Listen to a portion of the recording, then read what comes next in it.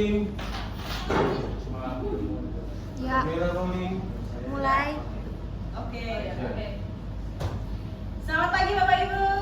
Pagi. Oke, luar biasa semangatnya hari ini Bapak Ibu. Terima kasih Bapak Ibu masih di pelatihan belajar mendalam serta coding dan kecerdasan artifisial bagi pendidik. Nah Bapak Ibu, kita sudah sampai di materi transformasi pola pikir tetap menjadi pola pikir bertumbuh ya Bapak Ibu ya. Nah, masih bersama saya Bapak Ibu, saya Fauzia Eka Purnamasari. Nah, Bapak Ibu boleh panggil saya Fauzia saja biar lebih santai. Nah, saya merupakan Widya Iswara, ahli pertama Bapak Ibu di Balai Guru dan Tenaga Kependidikan Provinsi Sulawesi Utara. Nah, Bapak Ibu boleh follow sosmed saya di sini atau simpan nomor saya, mungkin kalau ada yang mau ditanyakan Bapak Ibu ya terkait materi ini boleh silakan. Baik Bapak Ibu, nah sebelum kita mulai di kelas kita ini, kita perlu ada kesepakatan kelas ya Bapak Ibu ya. Yang pertama adalah tepat waktu. Tadi luar biasa Bapak Ibu sudah tepat waktu hadir di kelas kita. Nah kemudian yang kedua, nanti silakan fokus dan juga ikut berpartisipasi aktif ya Bapak Ibu di dalam kegiatan kita ini. Kemudian yang ketiga adalah kita perlu saling menghargai pendapat rekan-rekan ya Bapak Ibu. Nah yang keempat, kita perlu juga menjaga kebersihan kelas kita, itu penting. Dan yang kelima, nanti kalau Bapak Ibu akan menyampaikan pendapatnya atau saran, silahkan mengangkat tangan terlebih dahulu. Oke Bapak Ibu sepakat? Sepakat. Terima kasih Bapak Ibu. Nah Bapak Ibu, di sini tujuan dari materi kita hari ini adalah supaya Bapak Ibu nanti mampu mengubah kalimat atau umpan balik dari guru yang mencerminkan pola pikir tetap menjadi pola pikir bertumbuh. Nah nanti melalui kajian studi kasus Bapak Ibu secara tepat sesuai prinsip dari PPB. Nah untuk refleksi awal, Bapak Ibu di sini ada pertanyaan, apa yang sudah Bapak Ibu ketahui dulu nih tentang pola pikir tetap dan juga pola pikir bertumbuh. Nah, mungkin boleh dari Bapak Gideon. Yang saya ketahui tentang PPT dan PPB itu seperti ini, Bu. Terima kasih. Oke, satu tepuk untuk Bapak Gideon. Terima kasih Bapak Gideon. Mungkin ada lagi dari Bapak Antoni? Setahu saya PPT dan PBB seperti itu, Bu. Terima kasih. Oke, satu tepuk. Terima kasih Bapak Gideon dan juga Bapak Antoni. Ya betul ya Bapak Ibu ya. Itu merupakan PPT atau pola pikir tetap dan juga PPB atau pola pikir bertumbuh. Bapak Ibu sudah setidaknya tahu sedikit ya mengenai hal itu. Oke, kita lanjut Bapak Ibu. Nah, di sini alur kegiatan kita nanti Bapak Ibu akan berdiskusi mengenai studi kasus. Kemudian Bapak Ibu nanti hasilnya akan dipresentasikan. Lalu setelah Bapak Ibu mulai memahami, kita akan mengaplikasikan di lembaga kerja dan lalu terakhir kita akan melakukan refleksi Bapak Ibu. Baik Bapak Ibu, kan sudah dibagi kelompok ya, ini untuk kelompok 1 dan juga kelompok 2. Silakan masing-masing kelompok cek di LMS Bapak Ibu. Di situ sudah ada lembaga kerja untuk berdiskusi. Ada kasus mengenai nilai ulangan matematika di Bapak Ibu. Silakan. Nah di sini ada nilai ulangan dari Dimas. Nanti akan ada respon dari Dimas, kemudian respon dari Bu Rina dan juga respon dari Sinta. Silakan Bapak Ibu tentukan mana yang termasuk PPT dan mana yang termasuk PPB. Melalui pertanyaan diskusi ini Bapak Ibu. Nah sama ya Bapak Ibu pertanyaannya dengan yang di lembaga kerja. Ada pernyataan mana yang mencerminkan pola pikir tetap dan pola pikir bertumbuh, itu yang pertama. Kemudian yang kedua, karakteristik PPT dan PPB apa yang nampak di setiap pernyataan tersebut. Silahkan dicek masing-masing kalimat. Kemudian yang ketiga, kira-kira kalau seperti itu nanti dampaknya untuk motivasi belajar itu seperti apa Bapak Ibu? Silakan Bapak Ibu didiskusikan dengan kelompoknya masing-masing. Nanti disiapkan untuk presentasi. Oke. Sudah selesai Bapak Ibu? Oke, sekarang kita mulai presentasinya ya. Kita mulai dari kelompok 1. Silakan kelompok 1 mempresentasikan. Terima kasih atas kesempatan menurut kelompok kami pola pikir seperti itu. Oke, dua tepuk untuk kelompok 1. Terima kasih kelompok 1. Kita ke kelompok 2. Bagaimana hasil kelompok 2? Silakan. Terima kasih atas kesempatannya. Kami dari kelompok 2 akan merupakan khusus kami. Menurut kelompok kami demikian. Terima kasih. Oke, dua tepuk kelompok 2. Terima kasih untuk kelompok 1 dan kelompok 2. Hasil diskusinya luar biasa ya. Tidak jauh berbeda ini ya, karena memang dari dua kalimat-kalimat pernyataan yang ada di kasus tersebut itu sudah terlihat mana yang PPT dan mana yang PPB. Bapak Ibu juga sudah menyesuaikan bagaimana sih dampaknya terhadap motivasi belajar murid. Nah, Bapak Ibu, dari pernyataan itu ada 5 karakteristik utama yang ada di dalam pola pikir tepat dan juga pola pikir bertumbuh. Nah, aspek yang pertama, Bapak Ibu, adalah pandangan terhadap kemampuan. Nah, biasanya orang-orang yang memiliki PPT itu kemampuan dianggap sebagai bawaan dan juga akan sulit berubah. Sementara kalau yang PPB, kemampuan itu bisa berkembang melalui belajar dan juga latihan. Nah, untuk yang kedua, aspek respons terhadap tantangan. Nah, orang yang PPT itu cenderung menghindari atau mudah menyerah. Sementara yang PPB itu melihat tantangan sebagai kesempatan untuk berkembang. Kemudian aspek yang ketiga adalah respons terhadap kesalahan, Bapak Ibu ya.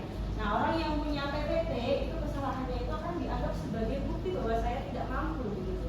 Kemudian kalau orang yang punya PPB, kesalahan itu malah dipandang sebagai bagian dari proses belajar. Nah, untuk aspek yang keempat itu dilihat dari strategi belajarnya. Orang yang PPT itu menganggap usaha tidak banyak berpengaruh, Bapak Ibu. Sementara yang PPB itu mau mencoba strategi baru dan pasti akan terus memperbaiki. Nah, aspek yang terakhir, aspek kelima adalah respons terhadap orang lain. Dimana kalau orang yang PPT itu akan membandingkan dirinya atau akan merasa terancam malahan karena keberhasilan orang lain. Sementara orang yang PPB itu mau belajar dan mau berkolaborasi dengan orang yang mungkin lebih sukses dari dia. Itu Bapak Ibu 5 aspek yang perlu diamati dari kalimat PPT dan juga PPB. Nah, sekarang Bapak Ibu, kita akan bermain game. Nah, nanti saya akan memberikan beberapa pernyataan, silahkan berikan responsnya. Untuk pernyataan yang suara PPT, ya silahkan kepalkan tangannya. Sementara untuk pernyataan yang suara PPB, silahkan dibuka tangannya. Oke, ada pertanyaan Bapak Ibu? Ya, oke, sudah jelas ya berarti ya. Silahkan perhatikan baik-baik setiap pernyataan berikut. Kita mulai dari pernyataan nomor 1 dulu ya. Oke, silahkan berikan responnya. Oh iya, oke, kita cek dulu jawabannya. Luar biasa, tepuk tangan dulu. Sekarang pernyataan yang kedua, silakan Bapak Ibu berikan responnya. Oke, kita cek dulu, kita kunci jawabannya. Luar biasa, Bapak Ibu.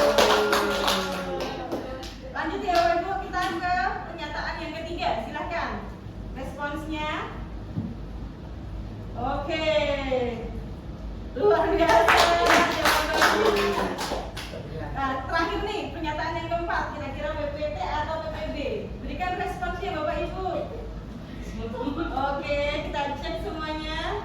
Kata Bapak Ibu.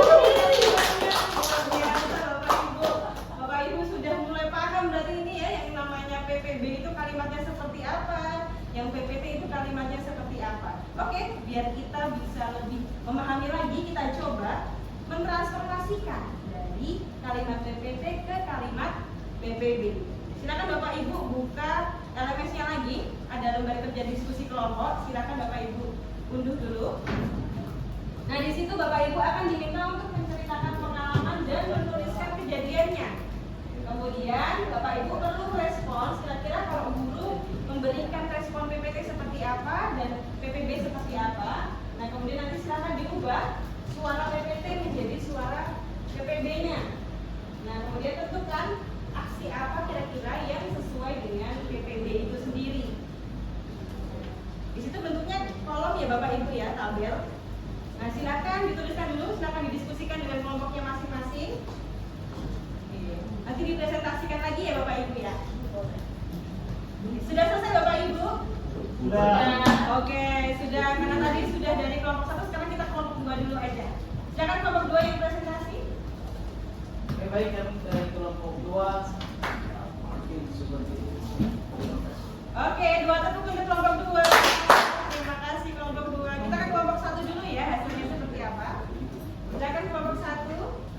Menurut kelompok kami seperti Oke, 2 tepuk. Terima kasih untuk kelompok 1 dan kelompok 2. Hasil diskusinya luar biasa ya, banyak kejadian yang bermacam-macam di sekolah Bapak Ibu masing-masing ya. Memang itu sesuai dengan kondisi di sekolah masing-masing. Tapi yang penting Bapak Ibu sudah mulai belajar bagaimana mengubah suara PPT dan juga menjadi suara PPB supaya nanti motivasi belajar siswa itu menjadi meningkat ya Bapak Ibu ya, karena nanti kan berpengaruh ya dengan motivasi belajar siswanya. Baik Bapak Ibu, nah selanjutnya tadi kan Bapak Ibu sudah luar biasa dalam membuat kalimat PPT ke kalimat PPB. Nah sekarang menurut Bapak Ibu, kira-kira perubahan apa sih sebenarnya yang paling penting dalam cara guru berkomunikasi kepada murid setelah mengubah suara dari PPT ke PPB? Berikan alasannya kenapa. Oke, boleh dari Bapak Kifli. Menurut saya perubahan yang paling penting seperti itu. Terima kasih. Oke, satu tepuk untuk Bapak Kifli. Boleh lagi mungkin dari Ibu Grace, silakan. Perubahan yang paling penting adalah guru bisa menginisiasi. Terima kasih. Oke, satu tepuk untuk Ibu Grace. Iya. Terima kasih Bapak Ibu, luar biasa ini ya. Berarti Bapak Ibu sudah paham apa aja kata yang sebenarnya perlu Bapak Ibu gunakan di dalam membuat kalimat PPB. Jadi nanti mulai kita ubah ya Bapak Ibu ya, kalimat-kalimat PPT kita yang ada di kepala kita ubah jadi kalimat PPB nanti Bapak Ibu ya, biar semakin memotivasi siswa nanti. Baik Bapak Ibu, nah tadi Bapak Ibu sudah banyak memberikan insight di kelas kita. Silakan sekarang memberikan satu komitmen dulu. Oh ya, boleh silakan di-scan dulu Bapak Ibu barcode-nya. Silakan Bapak Ibu berikan satu komitmen untuk menerapkan komunikasi berbasis pola pikir bertumbuh dalam pembelajaran. Oke, sudah bisa dibuka Bapak Ibu? Nah, di situ silakan tuliskan nama, kemudian yang di bawahnya tuliskan satu praktik apa yang akan Bapak Ibu terapkan mulai besok agar komunikasi Bapak Ibu lebih mencerminkan pola pikir bertumbuh. Oke, sekarang Bapak Ibu tuliskan dulu. Oke, sepertinya sudah mulai masuk ini.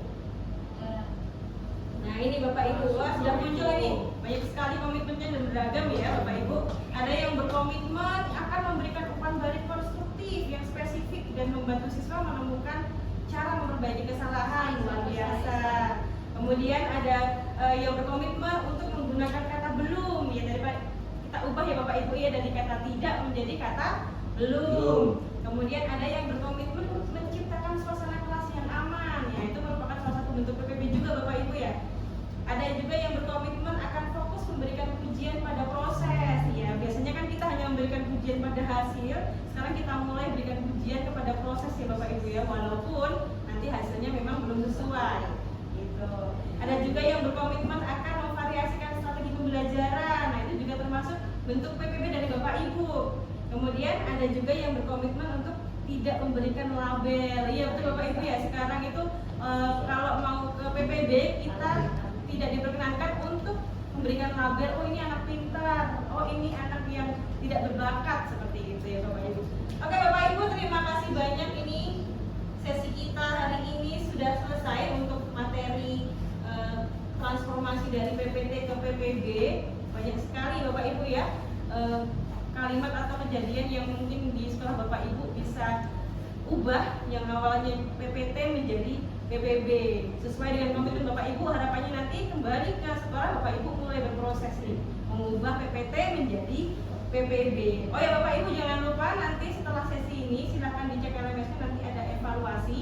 Silakan dikerjakan evaluasinya. Waktunya bisa sampai malam ini. Dan terima kasih Bapak Ibu atas partisipasi aktifnya hari ini di kelas saya. Kita akan bertemu lagi di materi-materi berikutnya. Silakan Bapak Ibu beristirahat dulu. Saya akhiri. Wassalamualaikum warahmatullahi wabarakatuh. Dan terima kasih. Selamat pagi Bapak Ibu. Terima kasih. Tadi sore.